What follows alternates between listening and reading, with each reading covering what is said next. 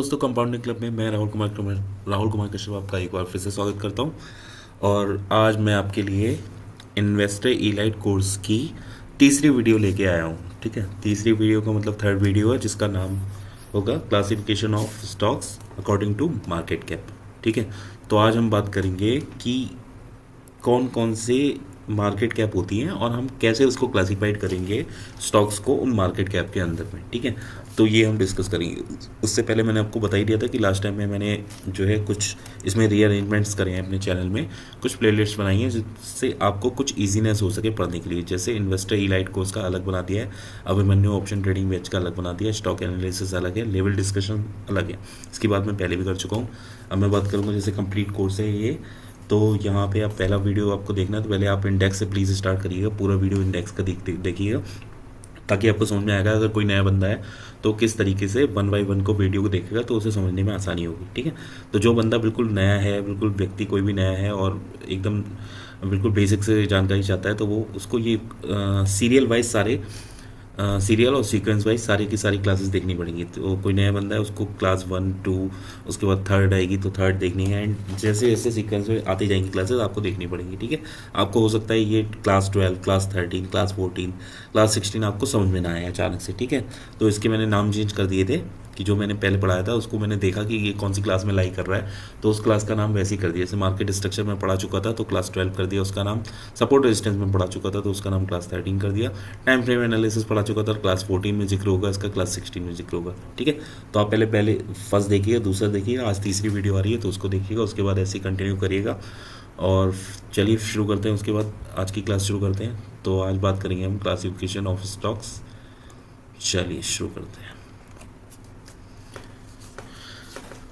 ठीक है, तो आज हम बात करेंगे कि क्लासिफिकेशन ऑफ स्टॉक मतलब स्टॉक का वर्गीकरण कैसे करेंगे मार्केट कैप के अकॉर्डिंग। ठीक है, तीसरी क्लास है ये इलाइट कोर्स की। ठीक है, इलाइट इन्वेस्टर इलाइट कोर्स जिसका नाम रखा है, फ्री ऑफ कॉस्ट की क्लास है। ठीक है, तो इसमें बेसिकली अच्छा ये शुरू की जो पहली दूसरी तीसरी क्लास है, ये थर्ड भी, ये थोड़ी सी आपको बोरिंग लग सकती है, लेकिन ये जानना बहुत ज़रूरी है। नया आदमी जो है उसको वो जानना बहुत ज़रूरी है। जिनको सब कुछ आता है, ठीक है, उसको ये बहुत बोरिंग लग रहा होगा कि क्या बता रहे हैं, चार्ट नहीं देखने को मिल रहा है। ठीक है, पीपीटी पे ही सब कुछ बातें खत्म हो जा रही हैं। तो ठीक है, यहाँ पे थोड़ी सी बातें हो सकती हैं कि आपको बोर कर रही हैं, लेकिन ये नए आदमी के लिए जानना बहुत ज़रूरी है कि क्या क्या चीज़ें कैसे कैसे मार्केट में ड्राइव होती हैं। एक एक वर्ड आएगा आपके सामने, मार्केट कैप वर्ड आएगा, ठीक है, और मिड कैप वर्ड आएगा, लार्ज कैप वर्ड आएगा, स्मॉल कैप वर्ड आएगा। तो ये सारे वर्ड आपको जब तक पता नहीं होंगे तब तक मैं कैसे आपको प्रोसीड कर दूँ आगे की तरफ, ठीक है, एडवांस की तरफ। तो बेसिक्स क्लियर करने के लिए थोड़ी सी थ्योरी, आपको थ्योरेटिकल नॉलेज भी होनी चाहिए। तो वो थ्योरेटिकल नॉलेज के लिए मैंने आपको ये वीडियो तीसरा जो मैं लेके आ रहा हूँ, पहला भी थ्योरेटिकल था, दूसरा भी थ्योरेटिकल था, और ये तीसरा भी लगभग थ्योरेटिकल होने वाला है। इसके बाद आपको मज़ा आने वाला है। क्लास नंबर 4 जो होने वाली है उसमें आपको मैं ढूंढना सिखाऊंगा कि कैसे स्टॉक को फाइंड आउट करते हैं। ठीक है, इन्वेस्टिंग पर्पज से, स्विंग ट्रेडिंग पर्पज से, और भी कई सारे तरीके हैं। कुछ लोग मल्टीबैगर स्टॉक ढूंढना चाहते हैं तो उसको मैं अगली क्लास में टैकल करूंगा। लेकिन उससे पहले ये जो क्लास है क्लास 3, ये आनी बहुत ज़रूरी है। ठीक है, ऐसा नहीं है आप पहली सारी क्लासें देख के आओ। फर्स्ट क्लास में मैंने आपको अलग चीज़ें बताई हैं, दूसरी क्लास में अलग बताई, तीसरी क्लास में आज फिर कुछ नया आपको बताने वाला हूँ। ठीक है, तो बात करेंगे मार्केट कैप के बारे में। ठीक है, तो क्लासिफिकेशन ऑफ स्टॉक, तो मार्केट कैप, अब इसमें मार्केट कैप वर्ड आ गया। सबसे पहले बात ही कर लेते हैं मार्केट कैप क्या होती है। ठीक है, तो मार्केट कैप क्या होती है, मान लीजिए कोई शेयर है, वो शेयर भारतीय बाजार में लिस्ट हुआ है। ठीक है, तो उसकी जितनी क्वांटिटी है और उसका जितना प्राइस चल रहा है उसकी मल्टीप्लाई कर दो तो वो उस स्टॉक की जो है मार्केट कैप आ जाएगी। ठीक है, क्या मतलब हुआ इसका, मान लीजिए कोई स्टॉक, इसका प्राइस 100 रुपये है, ठीक है, और उसकी क्वांटिटी जो मार्केट में है उसकी क्वांटिटी है मान लीजिए 10 लाख। 10 लाख शेयर वो फ्री फ्लोटिंग में पड़े हुए हैं कि आप उसे खरीद सकते हो, बेच सकते हो। ठीक है, इतने तो होंगे किसी भी शेयर के।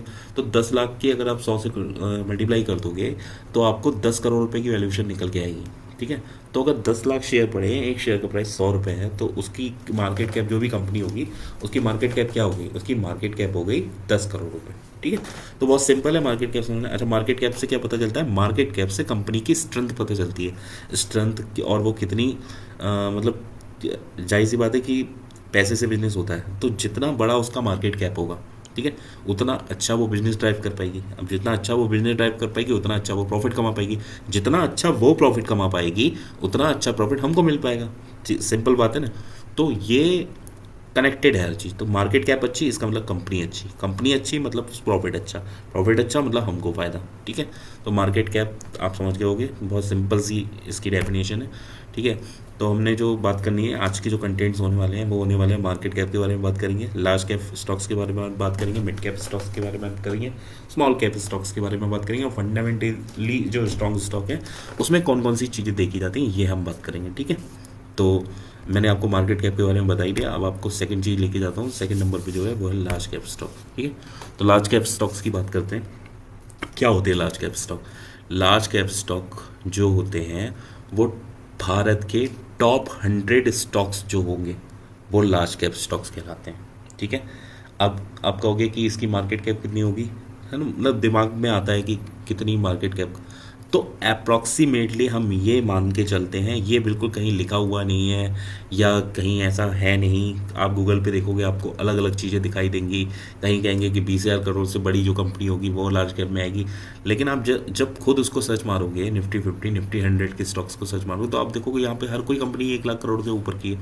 तो मैंने क्या किया है कि लार्ज कैप स्टॉक्स जो होता है वो 1 लाख करोड़ से के बराबर या उससे ऊपर की कंपनी भी हो सकती है। अब मान लो 90,000 करोड़ की भी अगर कंपनी कोई होगी तो भी वो लार्ज कैप में ही आएगी, ठीक है। मतलब इतना सटीक वो नहीं है इनका मार्केट कैप के हिसाब से स्टॉक्स का कि मैं आपको सटीक जानकारी दे दूं कि 1 लाख करोड़ है तो वो कंपनी लार्ज कैप हो गई। ऐसा कोई हार्ड एंड फास्ट रूल नहीं है यहाँ पे, समझ रहे हो आप मेरी बात। टॉप 100 कंपनी मतलब भारत की टॉप 100 कंपनी 1 लाख करोड़ से ऊपर की होंगी, ये मैं मान के चल रहा हूँ, ठीक है। तो 1 लाख करोड़ से ऊपर की कंपनी लार्ज कैप में आएंगी या भारत की टॉप 100 कंपनी जो है लार्ज कैप में आएंगी, ठीक है।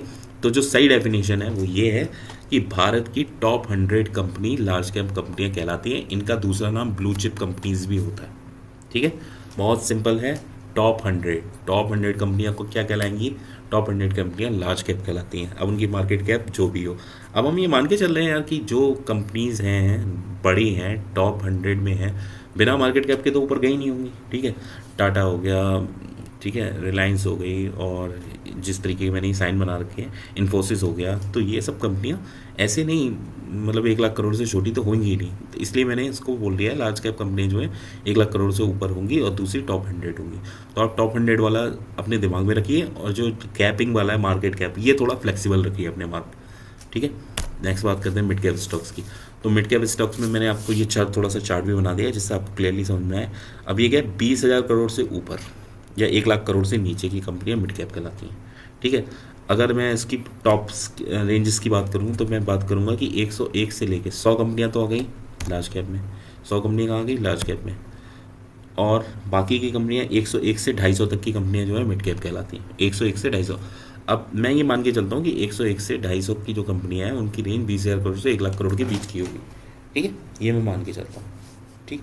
तो मिड कैप स्टॉक भी आपको समझ में आएंगे 20,000 करोड़ से ऊपर की जो कंपनियां हैं, और टॉप 100 के बाद मतलब 101 से लेकर 250 तक की जो कंपनी है टॉप 250 वो मिड कैप में आएंगी, ठीक है। 100 छोड़ दो। अब स्मॉल कैप की बात करेंगे तो स्मॉल 250 के बाद जितनी ऑन अर्ट्स, ठीक है, 250 के बाद जितनी भी कंपनियां सब स्मॉल कैप में चली, मतलब 20,000 करोड़ से छोटी की जो भी कंपनी है वो स्मॉल कैप में चली, ठीक है। उसके बाद हम बात करेंगे फंडामेंटली स्ट्रॉन्ग स्टॉक्स। इसके लिए मैंने क्या कर रखा है, कुछ चीज़ें आपको बताइए, 7 चीज़ें हैं। अगर 7 चीज़ें आप देख लोगे तो आपको पता चल जाएगा कि फंडामेंटली स्ट्रॉन्ग स्टॉक कौन से होते हैं। जैसे प्रमोटर होल्डिंग 50% से ज़्यादा होनी चाहिए। कौन होते हैं प्रमोटर? प्रमोटर क्या होते हैं? प्रमोटर वो होते हैं जिनके पास पैसा होता है और वो कंपनी को देखते हैं, उनकी बैलेंस शीट पढ़ते हैं, उनके प्रॉफिट्स को देखते हैं, उसके बाद उनको ये लगता है कि हाँ ये जो काम कर रही है कंपनी ये वाकई में ठीक ठाक कर रही है, तो हम इसको पैसा देते हैं। तो प्रमोटर जो होते हैं ना वो हम लोगों की तरह नहीं होते, मतलब हमारे पास क्या है 1,000 रुपये तो हमने 1,000 रुपये की शेयर ले ली, नहीं। प्रमोटर जो होते हैं वो करोड़ों रुपये लेके किसी कंपनी में इन्वेस्ट करते हैं, ठीक है। तो प्रमोटर जिस कंपनी में होंगे, उस कंपनी की वेल्थ क्रिएशन जो है तेज़ी से होती है। क्यों? क्योंकि प्रमोटर जो होता है वो देख दाख के पैसे लगाता है, वो ऐसा नौसिखिया तो होता नहीं है हमारी तरह, ठीक है। हमने बड़े बिना पढ़े लिखे हम जो मार्केट में पैसा डाल देते हैं, हमारी तरह नहीं होता। वो सारी बैलेंस शीट पढ़ता है, फंडामेंटल्स चेक करता है, टेक्निकल चेक करता है, सब कुछ चेक करने के बाद करोड़ों रुपए का इन्वेस्टमेंट जो है उसमें करता है, तो वो कौन हो गया? प्रमोटर हो गया। कब आपने काफ़ी जगह सुना होगा कि 25% स्टेक किसी कंपनी में इस बंदे का है, 20% इसका है, तो वो कौन है? वो प्रमोटर है, ठीक है, या तो शेयर होल्डर है या प्रोमोटर। तो प्रोमोटर की होल्डिंग बहुत ज़्यादा होती है, तो प्रोमोटर अगर 50% से ज़्यादा है तो हम ये मान के चलते हैं कि वो स्टॉक एक अच्छा स्टॉक है। ठीक है, दूसरा क्या है, दूसरा पी रेशियो। पी क्या होता है, प्रॉफिट इक्विटी रेशियो। ठीक है, कि इक्विटी जो है उस पर प्रॉफिट वो जो है कैसे अर्न हो रहा है। तो प्रॉफिट इक्विटी रेशियो जो होता है वो लेस देन 25 होना चाहिए। कहाँ दिखता है ये मैं दिखा दूंगा आपको, लेकिन ये आप ऐसे फॉर्मूला आप नोट कर लीजिए अपने पास कि ये चीज़ें होनी चाहिए, तो आप जो है मार्केट में स्टॉक्स को, अच्छे स्टॉक्स को, फंडामेंटल स्ट्रॉन्ग स्टॉक्स को आसानी से ढूंढ पाएंगे। Market cap is greater than 20 lakh crore. तो मैं क्या कह रहा हूँ कि स्मॉल कैप के जो स्टॉक्स हैं उनको छोड़ देना चाहिए। फंडामेंटल मिड कैप जो है और लार्ज कैप जो है वो फंडामेंटली स्ट्रॉन्ग स्टॉक मैं मानूंगा। मिड कैप, स्मॉल कैप की जो स्टॉक है वो उनमें स्ट्रेंथ तो ज़्यादा होती है, मतलब बढ़ने की, वो 40-50% का रिटर्न सालाना देते हैं, लेकिन क्या है, रिस्क भी उतना ही रहता है। वो जब गिरते हैं तो भी वो 50-60% ऐसे गिर जाते हैं 1-2 दिन में। तो इसलिए मैं क्या कहूँगा कि अगर मुझे फंडामेंटली स्ट्रॉन्ग स्टॉक ढूंढने हैं तो market cap is greater than 20 crore. ठीक है, depth is close to zero. भाई जो भी कंपनी है उनका जो डेप्थ है, कर्जा है, वो क्लोज टू जीरो होना चाहिए। क्लोज टू जीरो का मतलब है, मतलब 0.123, मार्केट कैप का 0.2% भी चलेगा। ठीक है, लेकिन जीरो से नीचे ही, एक से नीचे होना चाहिए। ठीक है, डिविडेंड यील्ड अवेलेबल होना चाहिए। अगर आप स्टॉक को लंबे समय तक रखोगे तो आपको उसको रखने का, आपको रॉयल्टी मिलनी चाहिए ना। रॉयल्टी का जो मतलब होता है, जैसे आपने किसी का स्टॉक रखा तो आप उसके रॉयल बंदे हो, मतलब आप उसके विश्वसनीय पात्र हो, तो वो कुछ ना कुछ आपको रॉयल्टी दे तो अच्छा स्टॉक माना जाएगा ना। तो डिविडेंड यील्ड क्या होता है, डिविडेंड यील्ड कंपनीज इसलिए देती हैं कि आप लंबे समय तक उसके स्टॉक को होल्ड किया है तो आपको डिविडेंड यील्ड मिलता है, मतलब ये आपके अकाउंट में डायरेक्ट क्रेडिट होता है। जैसे मान लीजिए आपने कोई 5,000 रुपये का स्टॉक ले रखा है, ठीक है, आपके पास 100 स्टॉक है, 5 लाख रुपये का माल पड़ा है आपके पास, तो ये कंपनी क्या करती है, साल में एक बार या साल में 2 बार डिविडेंड अनाउंस करती हैं। ठीक है, जो भी इनका रिजल्ट का टाइम होता है, जो भी होता है, तो उसमें ये क्या करती है, मान लीजिए जैसे 5,000 रुपये का स्टॉक है तो 25 रुपये पर शेयर आपको ऐसे ही दे देंगे। ठीक है, डिविडेंड यील्ड रॉयल्टी के तौर पे। तो डिविडेंड जिसका होगा तो वो एक एक्स्ट्रा इनकम की तरह आप जो है उसे जज करोगे। तो ऐसे स्टॉक देखिए, अगर ये अगर लॉन्ग टर्म आपको रखना है तो डिविडेंड यील्ड उसमें अवेलेबल होना चाहिए कुछ ना कुछ। कहाँ देखते हैं मैं भी बताऊंगा। Price is less than 5,000 Indian rupees. अच्छा, ये क्या है चक्कर, ये चक्कर ये है कि अगर 5,000 रुपये से ज़्यादा का आप स्टॉक लेने चाहते हो तो हम लोग के पास पैसा सीमित है। ठीक है, 5,000 रुपये से ऊपर का स्टॉक लोगे तो कहीं ना कहीं लिक्विडिटी की प्रॉब्लम आने लगेगी। क्या है, जैसे 20,000 रुपये का कोई स्टॉक है, फोर्स मोटर है, आजकल 19-20 हज़ार रुपये का चल रहा है। फोर्स मोटर जब आप लेने जाओगे 20,000 रुपये में एक ही स्टॉक मिलेगा। ठीक है, अब मान लीजिए आपको 20,000 रुपये की जरूरत पड़ गई, या मान लो आपको 10,000 रुपये की सपोज दैट जरूरत है और स्टॉक वो 20,000 का है, आपने एक ही ले रखा है, तो आप मेरे को ये बताओ वो स्टॉक क्या आधा बिक जाएगा? नहीं बिकेगा। इसीलिए अगर आपको पैसे की ज़रूरत पड़ेगी, 20,000 रुपये का एक स्टॉक ले रखा आपने, 10,000 रुपये की ज़रूरत है, आप स्टॉक को तो बेच नहीं पाएंगे। ठीक है, तो आपको क्या करना पड़ेगा, पूरा स्टॉक बेचना पड़ेगा। इसीलिए price is less than 5,000 rupees होगा। तो उसमें आप क्या करेंगे कि मान लीजिए आपको 20,000 रुपये के आपके पास 40 स्टॉक हैं, आपको 10,000 रुपये की ज़रूरत है, आपने 2 स्टॉक बेच दिए, 2 तो आपके पास बने रहेंगे ना। तो ये अल्टीमेटली क्या होता है कि लिक्विडिटी की प्रॉब्लम आने लगती है बड़े स्टॉक में। ठीक है, खरीदने बेचने के लोग कम हो जाते हैं, तो इसलिए मैंने यहाँ पे लिखा price is less than 5,000 rupees. ठीक है, ROE, रिटर्न ऑन इक्विटी। ठीक है, इक्विटी पे क्या रिटर्न दे रहा है, तो इसके लिए मैंने क्या लिखा है कि ये ग्रेटर देन होना चाहिए 12% से। तो ये रिटर्न ऑन इक्विटी सालाना वाइज कैलकुलेट होता है। रिटर्न ऑन इक्विटी क्या मतलब है कि जितनी वो इक्विटी उसने फैला रखी है, ठीक है, जितने शेयर्स मार्केट में फैला रखे हैं, उन शेयर्स के ऊपर उसने कितना प्रॉफिट दिया है लास्ट एक साल में। तो रिटर्न ऑन इक्विटी हम चेक करेंगे, 12% से ज़्यादा होना चाहिए। लास्ट ईयर कम से कम 12% देगा, तभी तो स्टॉक अच्छा माना जाएगा। अगर कोई रिटर्न ही नहीं देगा, 6-7% दे रहा है, तो मैं FD नहीं कर लूँगा, है ना। तो आपको ये सारी चीज़ें देखनी, कहाँ देखते हैं, तो ये मैं भी आपको बताता हूँ कि कहाँ देखा जाता है। इसको थोड़ा सा आपको लेके चलता हूँ यहाँ ग्रो पे। देखिए ग्रो क्या है, अगर कोई नया इन्वेस्टर है, इन्वेस्टर के लिए तो ग्रो बिल्कुल परफेक्ट है, क्योंकि ये इसका जो सिस्टम है जो यूज़र फ्रेंडली है। ठीक है, तो मैंने आप कोई भी कंपनी उठा के देख लो, चलो वेदांता ही देख लेते हैं। ठीक है, वेदांता काफ़ी नामी कंपनी है, उसकी बात करेंगे हम लोग। ठीक है, कहाँ देखते हैं फंडामेंटल, तो फंडामेंटल देखने के लिए आपको क्या है, ओवरव्यू पे आना है। ओवरव्यू पे आएंगे तो नीचे यहाँ पे फंडामेंटल दिख जाएंगे। ठीक है, अब मैंने जो जो बातें यहाँ पे करी है वो सारी बातें आपको दिखाई देंगी धीरे धीरे करके। क्या है मार्केट कैप, 1,15,278 करोड़ है। आपको मार्केट कैप समझ में आ गई। इसका मतलब क्या है कि इसके जितने शेयर पड़े हैं मार्केट में और जितना इसकी वैल्यू है आज की डेट में 303 रुपये है। ठीक है, तो इसकी 303 में 90 पैसे की मल्टीप्लाई कर दो, जितनी वॉल्यूम पड़ा है, तो 1,15,278 करोड़ रुपये आएगा। ठीक है, ये होगी इसकी मार्केट कैप। दूसरी चीज़ है पी रेशियो क्या होता है? P ratio profit equity ratio. इसको मैंने क्या बताया था, 25 से कम होना चाहिए, ये 25 से कम है। अच्छा ये क्या है? इंडस्ट्री पी का मतलब जो होता है कि प्रॉफिट इक्विटी रेशियो क्या है लास्ट, ये ट्रेलिंग 12 मंथ, टीटीएम का मतलब ट्रेलिंग 12 मंथ, ये ओवरऑल है इंडस्ट्री पी। ठीक है, तो ये 12.48 है। ये स्टॉक बहुत अच्छा है परचेज करने के लिए इस टाइम। क्यों? क्योंकि इसका जो इंडस्ट्री पी है वो 25 से नीचे आ चुका है, और पी रेशियो ट्रेलिंग 12 मंथ तो और गिर गया है। इसका मतलब क्या है? इसका मतलब ये बहुत अच्छे रेट पे आपको मिल रहा है। इसी तरीके से हम लोग पहचानते हैं कि स्टॉक सस्ता है, अभी लेना चाहिए, नहीं बिल्कुल लेना चाहिए। 303 रुपये का स्टॉक है, इसका आपको हाई दिखाऊंगा मैं। तो हाई की बात करेंगे, 52 वीक हाई दिखाते हैं इसका। ठीक है, 52 वीक हाई तो इस पर नहीं दिखेगा, लेकिन 5 साल का अगर हम देखते हैं तो 5 साल में ये जो है 700 कुछ रुपए से 700 400 800 रुपये से लगभग 303 रुपये पे आ गया है। ठीक है, मुझे लगता है इसमें कुछ फेस वैल्यू वगैरह कम हुई है, कम ज़्यादा हुई है, इसकी वजह से ये इतना गिरा हुआ है। ठीक है, तो वो हम देख लेंगे कि क्यों गिरा हुआ है, लेकिन ये ऑल ऑफ ए सडन इतना नहीं गिर सकता। ठीक है, एक ही दिन में इतनी बड़ी कंपनी इतनी नहीं हो सकती, इसकी कुछ फेस वैल्यू वगैरह चेंज हुई है। फेस वैल्यू क्या होती है ये मैं जब आपको इसके फंडामेंटल 1 बाई 1 पढ़ाऊंगा तो आपको बताऊंगा हर चीज़ क्या होती है। ठीक है, उससे पहले हम लोग बात करते हैं डिविडेंड यील्ड। वेदांता का दुनिया में नाम है कि वो सबसे ज़्यादा डिविडेंड करती है, डिविडेंड देती है, तो 15.26% का डिविडेंड देती है। इसी की बात मैं कर रहा था। डिविडेंड यील्ड क्या है? आपने शेयर तो रखा ही रखा है, इसका रॉयल्टी भी ये देगी, डिविडेंड यील्ड भी आपकी देगी। Return on return on equity, तो इसने 9.59% का रिटर्न आपको दिया। ठीक है, डेप्थ टू इक्विटी 0.56 है। ठीक है, कोई ज़्यादा डेप्थ नहीं है, मतलब टोटल मार्केट कैप का इन्होंने जो है 0.56% ही डेप्थ ले रखा है। ठीक है, तो आपको सारी चीज़ें लगभग यहाँ पे दिख रही हैं, सारे फंडामेंटल आपको दिख रहे हैं। इसके अलावा आप जो है इसके प्रोमोटर भी देख सकते हो, प्रोमोटर इसके 56.38% है।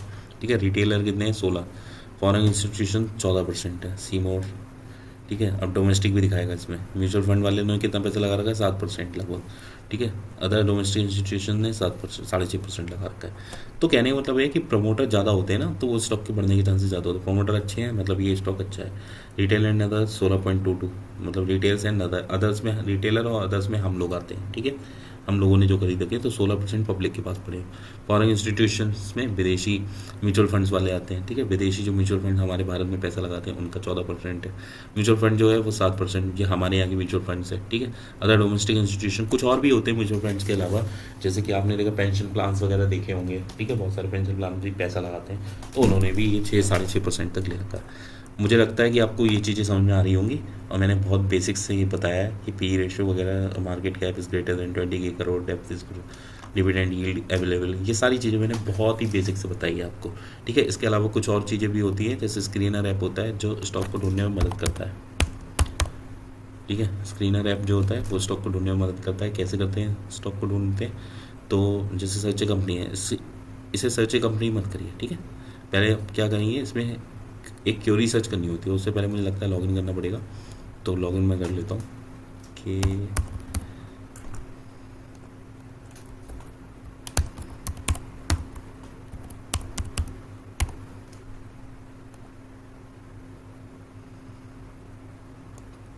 चलिए, इसके लिए मैंने वैसे एक अलग वीडियो बना रखा है, स्क्रीनर वाले के लिए अलग से वीडियो बना दूंगा आपके लिए।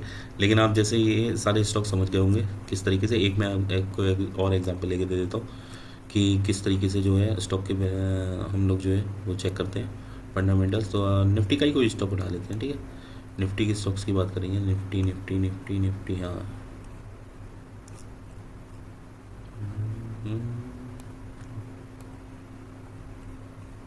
ठीक, देखिए निफ्टी 50 की 50 कंपनियाँ ही हैं। रिलायंस इंडस्ट्रीज, HDFC, भारतीय Airtel, state bank of India, ICICI bank, Tata consultancy services, TCS है ये।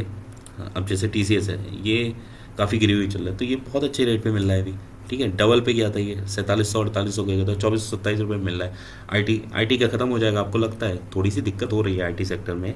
अभी AI नया नया आया है, लोग कोई भी चीज़ नहीं आती है तो उसको पहले डिनाई करते हैं, ऑब्जर्व करना नहीं चाहते हैं। ठीक है, तो दिक्कत हो रही है, कोई दिक्कत नहीं है, लेकिन IT सेक्टर कभी भी नहीं डूबेगा। AI को ये ऑब्जर्व कर जाएगा पूरी तरीके से। आर्टिफिशियल इंटेलिजेंस जो नई तरीके से आ रही है, देखिए कितनी बड़ी मार्केट कैप है इसकी, 8,79,467 करोड़ की मार्केट कैप है TCS की, टाटा कंसल्टेंसी सर्विसेज की। पी रेशियो TTM बहुत अच्छा चल रहा है, 17.9 अभी सस्ता है स्टॉक। अगर 25 से नीचे है पी रेशियो तो हम इसे सस्ता मानते हैं, 25 से नीचे है तो सस्ता मानते हैं। अगर इसकी डेफिनेशन आपको चाहिए तो उसके लिए भी मैं अलग से एक वीडियो बना दूंगा कि सारे फंडामेंटल उसमें इंक्लूड कर दूंगा।